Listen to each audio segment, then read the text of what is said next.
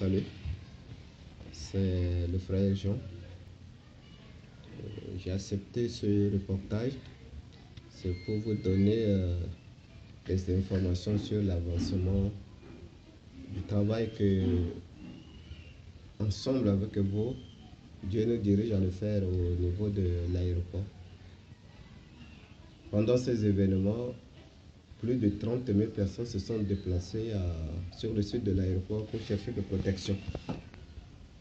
Et là, ça fait presque un an que des enfants traumatisés, c'est-à-dire que des enfants que pendant ces moments, leurs parents ont été victimes, c'est-à-dire que ils ont perdu leurs parents, ils sont là, ils vont de poubelle sur de poubelles, ils font des travaux durs pour avoir de quoi manger. Et c'était comme ça que, ensemble, nous prions pour eux. Et nous arrêtons pas seulement par la prière, parce que c'est des petits enfants, il y a d'autres qui ne peuvent pas aussi aller travailler. Et d'autres n'ont pas l'âge aussi d'aller se prostituer pour des petites filles. Donc de là maintenant, avec Valérie, le frère Maxime, Ophèle et Rhodes, nous avons commencé à apporter de soupe chaque dimanche à ces enfants. On a commencé par la foi, parce qu'il n'y a pas d'aide. Parce que beaucoup de gens me demandent, mais tu recevais de l'aide de l'extérieur, c'est-à-dire que des humanitaires, des églises de France, des églises de Centrafrique. Et je réponds toujours que je ne reçois pas d'aide. Alors si Dieu touche une personne à intervenir, c'est avec ça. Et s'il n'y a rien, alors il fallait que j'aille au champ pour chercher des feuilles de manioc, des feuilles d'haricot, d'autres feuilles, du gombo, etc. pour venir préparer à ces enfants. Et nous le faisons parce qu'il fallait pour sauver la vie de ces enfants, pour que ces enfants puissent avoir de quoi à manger. C'était comme ça que nous faisions. Et voilà que maintenant, nous optons pour que il fallait qu'on transforme ça en un orphelinat parce que maintenant le gouvernement demande que les gens quittent le site de l'aéroport. Beaucoup de gens, comme si vous regardez les dernières distributions, vous verrez que le maximum des maisons ont été détruites parce que les propriétaires ont regagné dans les quartiers où il y a de sécurité. Exemple, le 8e arrondissement, là où j'habite, un peu le 4e arrondissement. Et chez les voisins à 3e arrondissement, là vous écoutez l'hélico. Depuis avant-hier, il y a des troubles là-bas parce qu'il y a des cas de décès entre les musulmans qui sont là-bas et les troupes des Nations Unies du Rwanda, dont on parle aussi du décès. Donc là, nous avons décidé de mettre quelque chose. Vous voyez, je donnais de nourriture de 120 à 200 enfants chaque dimanche. Donc, nous ne pouvions pas prendre tous les 200 parce que c'est énorme. Je n'aurais pas une maison, je n'aurais pas de lieu bien situé parce que avoir une maison présentement à Bangui, c'est difficile parce que la toiture de beaucoup de maisons à Bangui ont été enlevées par des milices, que ce soit des musulmans, que ce soit d'autres milices animistes, que des bandits, des jeunes garçons qui sont dans des quartiers. Ils enlèvent les toitures des maisons, ils revendent les tôles, ils revendent les planches. Et il n'y a plus maintenant beaucoup de maisons à Bangui, ce qui fait que avoir une maison, ça devient difficile et les prix de maisons deviennent de plus en plus très chers par manque de maisons. C'était comme ça que j'ai vu le propriétaire de cette maison inachevée depuis plus de 30 ans pour que nous puissions prendre, pour faire quelque chose. Et son idée n'était pas de mettre la maison en location, mais c'est de vendre la maison. Mais le problème est que le prix de la vente de la maison est très cher parce que ça coûtait à plus de 20 000 euros. Et pour lui, il tenait qu'il achetait, mais je n'ai pas ces 20 000 euros. Donc là, ce n'est pas de la foi, c'était comme ça que j'ai demandé qu'on puisse prendre la maison qu'en location. Comme ça, nous aurons le temps de nettoyer la maison, entretenir la maison. Et comme quelqu'un m'a demandé, mais il n'y a pas de l'eau, il n'y a pas de l'électricité, il n'y a rien. Comment vous allez le faire? Bon, premièrement, ça dit qu'il faut avoir sincèrement un siège. Il faut avoir un siège. Et là où nous pouvions travailler avec les enfants. Et maintenant, nous allons arranger la maison dans l'avenir pour amener tous les enfants, c'est-à-dire que ce soit 20 ou 30 enfants, que nous allons choisir les plus démunis, les plus petits qui n'ont pas la force d'aller sur des poubelles, qui n'ont pas la force d'aller travailler dans des familles pour avoir de nourriture, pour les protéger. Donc, et ceux qui sont grands, il fallait que si le temps nous est permis, chaque fois de les amener aussi au champ pour qu'ils puissent faire des jardins, pour planter des légumes et vendre, pour qu'ils puissent eux-mêmes travailler et non pas aller voler ou bien aller chez d'autres personnes. Et le prix de la maison, je dois signer la bail aujourd'hui, est de 65 euros. Ça dit que le propriétaire met la maison à 45 000. C'était 50 000 francs, j'ai discuté jusqu'à 45 000 francs CFA. Et il veut qu'on paye au moins 3 mois maximum avant de signer ce bail. Donc vous voyez, c'est ce défi que nous sommes en train de soumettre avec vous au Seigneur pour que le Seigneur réponde, pour que nous ayons vraiment la vie de ces enfants sauve, que nous protégeons ces enfants. Parce qu'il y a des gens qui pensent que les violeurs des enfants ne sont que des expatriés. Non. Il y a aussi des nationaux, il y a des gens qui égorgent ces enfants pour faire de magie. Il y a des gens qui prennent ces enfants pour faire des sacrifices. Il y a d'autres dans leurs problèmes magiques, prennent ces enfants pour coucher avec eux. Et pour d'autres manières, ces enfants sont toujours victimes. Donc, le mieux, c'est de protéger ces enfants. Et pour les protéger, il faut les encadrer. Si le moyen nous permet, c'est-à-dire si Dieu nous donne au moins 30 ou 20 parrains ou marraines, alors nous pouvions trouver une maison dans un enclos bien structuré et faire de ça un orphelinat où ces enfants seront là et avec les 50 euros de parrainage, ça va nous permettre d'enlever tout petit. Exemple, si j'ai 50 euros par mois pour chaque enfant pour un parrainage, alors dedans, je vais soustraire quelque chose pour la nourriture, pour la santé de l'enfant, pour scolarité de l'enfant, pour l'entretien des personnes qui travaillent auprès de ces enfants, parce qu'il faut qu'il y ait un gestionnaire. La gestionnaire, c'est Valérie. Et il nous faut un coordonnateur, c'est-à-dire qu'un directeur du centre qui veille sur ce centre, qui est avec les enfants tout le temps. Ce serait le frère Maxime qui est avec moi depuis le début jusqu'à aujourd'hui. Et moi, je veille maintenant sur le centre. Et il nous faut 2 gardiens. Il nous faut 2 nounous, c'est-à-dire que 2 nourrices pour préparer de quoi aux enfants. Et là maintenant, ce serait avec tout ça que je vais maintenant apporter au niveau du ministère des Affaires sociales, au niveau du tribunal des enfants, au niveau de justice pour que ces enfants deviennent les enfants du centre de l'orphelinat.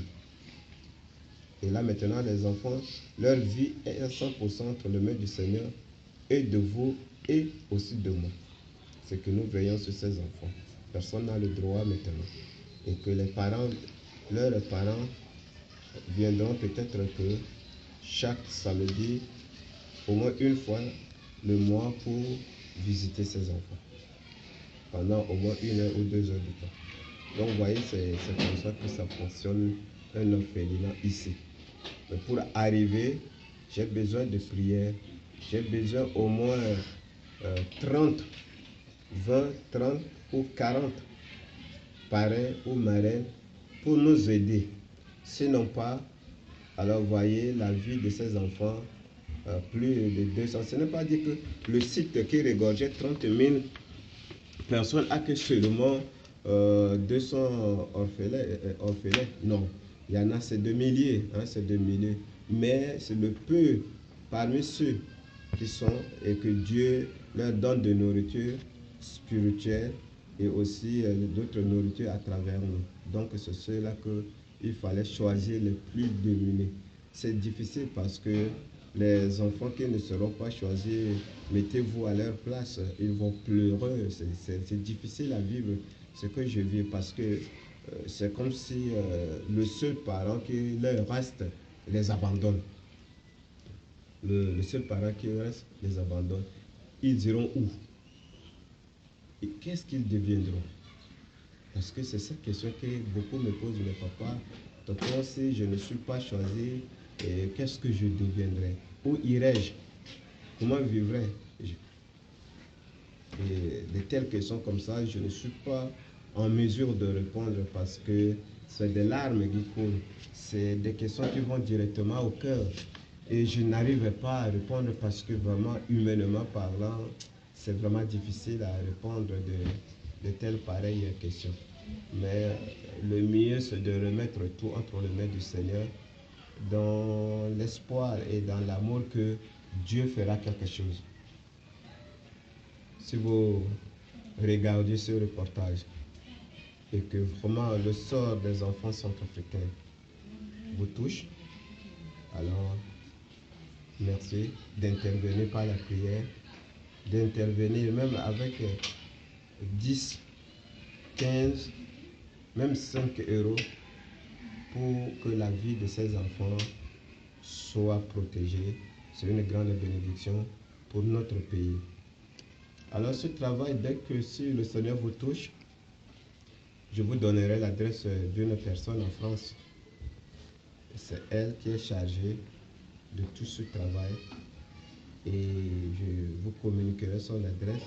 Vous allez prendre contact directement avec lui et elle va prendre contact avec Madame Valérie, la gestionnaire, pour voir. Et toute l'évolution, Valérie fera des efforts pour vous acheminer directement. Et moi, je vais continuer toujours à publier, à vous donner des infos sur le terrain, comme ça que vous puissiez comprendre la réalité du terrain ici. J'ai reçu une question qui me dit, une personne me dit, mais pourquoi tu présentes ces enfants au monde entier? Vous savez, c'est que parfois le média vous donne, je peux dire à 60%,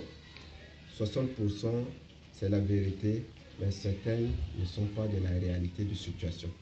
Et si nous-mêmes, d'ici que nous vivons la réalité quotidienne, on ne vous montre pas la réalité, vous ne pouviez pas comprendre. Vous ne pouviez pas comprendre la réalité de ce qui se passe sur le terrain ici. Que ce soit dans d'autres mondes. Quand il y a la guerre, il y a des choses qui se diffusent, il y a des choses qu'on ne se diffuse pas. Donc, il y a beaucoup de choses qui se passent ici. Même ici, je ne peux pas dire ça pour le moment, je ne peux pas présenter parce que mon travail, je suis un homme apolitique, je ne peux pas me foutre dans des choses. Les politiciens sont là pour faire leur politique. Moi, je suis un serviteur de Christ, je suis là pour me mettre au service de Christ et servir Christ et aussi mon pays et la République centrafricaine. Donc, je ne peux pas faire de mélange, mais tout juste pour vous montrer la réalité des situations que nous vivions ici. Et si je ne montre pas ces réalités, je pense que vous ne pouviez pas comprendre ce qui se passe, vous ne pouviez pas prier pour les enfants de Centrafrique, vous ne pouviez pas pour certains intervenir pour que je puisse payer de soupe pour donner à ces enfants. Voyez, et demain, la scolarité de ces enfants, beaucoup de choses. C'est vrai, il y a d'autres orphelinats qui sont là dans le coin de Bangui. Je ne peux pas parler de ça. Il y a aussi nos frères catholiques qui font du travail vraiment très précieux qu'il faut apprécier. Donc, il y a du travail qui se fait, mais le grand nombre de la réalité sur le terrain dépasse le travail parce que du jour au jour, les gens tuent des parents. Du jour au jour et du jour au jour, des enfants aussi manquent des parents parce que quand un parent est assassiné par la maman et le papa pour des raisons tribales, pour des raisons religieuses, pour plusieurs raisons, et les enfants sont les victimes parce qu'ils n'ont plus rien, ils n'ont plus personne pour leur éducation, ils n'ont plus personne pour suivre leur vie, et ces enfants sont obligés de se livrer dans la prostitution. Ces enfants sont obligés de livrer leur corps pour trouver des centimes et pour avoir de quoi vivre avec ces centimes. Donc voilà pourquoi il fallait faire ce travail, il fallait montrer la réalité pour que chacun puisse dire que oui, il y a le besoin en Centrafrique et ce besoin est tel. Il y a plusieurs besoins et je ne pouvais pas aussi me mettre sur tout. Donc là, je travaille en tant que le responsable de la Bonne Nouvelle. Je travaille comme pasteur au sein de l'association La Bonne Nouvelle. Je travaille parmi les pygmées. Je travaille aussi parmi ces enfants et d'autres travails de l'avancement du royaume de Dieu que je ne peux pas dire ici. Et là, je suis obligé de m'arrêter là parce que je ne peux pas être sur le terrain sur tout domaine. Sur tout domaine, je ne peux pas. Mais tout ce qui contribue à l'avancement du royaume de Dieu dans notre pays, la République centrafricaine, je suis prêt à apporter ce pierre que Christ me demande d'apporter. Parce que c'est lui qui donne la force, c'est lui qui nous a aimés et qui est venu mourir sur la croix pour nous. Voilà pourquoi ce travail se fait. Si Dieu accepte, soit demain ou lendemain, j'irai sur le terrain pour faire un reportage sur la maison après la baille de scienture de cette maison. J'irai faire un reportage aussi pour vous montrer la réalité de la maison et nous verrons comment continuer avec. Donc, je bénis le Seigneur, je sollicite toujours votre prière, je sollicite votre concours pour que le travail puisse aller. Toujours, c'est un travail que nous faisons ici. Dans ce travail, il y a le frère Maxime Joël qui est là avec moi, qui est pasteur au sein des églises méthodistes. Il y a Valérie qui est toujours avec moi, il y a Rod qui est là toujours, tel que ce reportage, celui qui est en train de filmer ce reportage, celui qui réalise. Et de temps en temps, il y a d'autres personnes qui viennent aussi visiter ce travail que nous faisons pour avoir d'inspiration. Donc, je ne reçois ni une aide d'un organisme ici. J'en ai besoin, mais les gens sont aussi chargés de côté, de gauche à droite. Je ne peux pas juger que non, ils en ont, ils ne donnent pas, non. Ils font ce que dans leur ligne du travail, ils le font. Donc, je bénis tout ce qui apporte comme des précieux d'aide pour la République centrafricaine. Priez pour la RCA. Que le nom du Seigneur soit béni. Merci. C'est le frère Jean Dibouski. Et c'est un travail de notre frère Rod. Que Dieu vous bénisse. Amen.